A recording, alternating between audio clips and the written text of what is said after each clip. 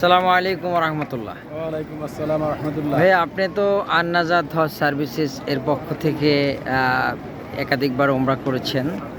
তো এবারে আপনার সাথে যে কমিটমেন্ট দিয়েছে বা তাদের সার্বিক ব্যবস্থাপনা আপনার কেমন লাগেছে সংক্ষেপে বলবেন দর্শকদের উদ্দেশ্যে। আলহামদুলিল্লাহ, আমি আন্নাজাত হজ সার্ভিসেসের থেকে প্রথম 2024-এ হজ করি এবং সেবারে আমার অভিজ্ঞতা এত ভালো ছিল যে আমি পরের বছরই আবার গত বছর ওমরা করার নিয়ত করি সস্ত্রীক।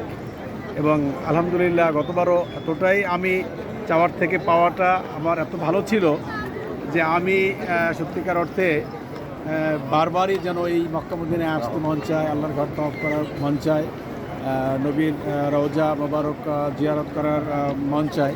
এই জন্য এইবারও এবং আন্নাজাতই আসলে আমি নিয়তই করেছি, নিজের সঙ্গে নিজে একটা ওয়াদাও করেছি আমি যে আল্লাহ তাআলা আমাকে যতবার তার ঘরের মেহমান হিসেবে কবুল করবেন আমি প্রতিবারই আলহামদুলিল্লাহ আন্নাজাতের মাধ্যমেই আসবো। আল্লাহ কবুল করুক ইনশাআল্লাহ।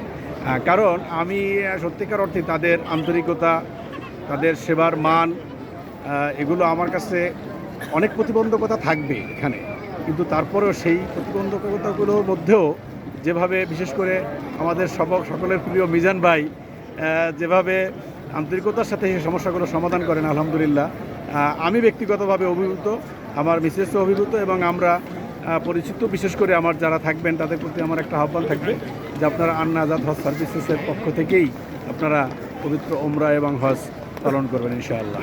আল্লাহ কবুল করুক। জাযাকাল্লাহ খায়র।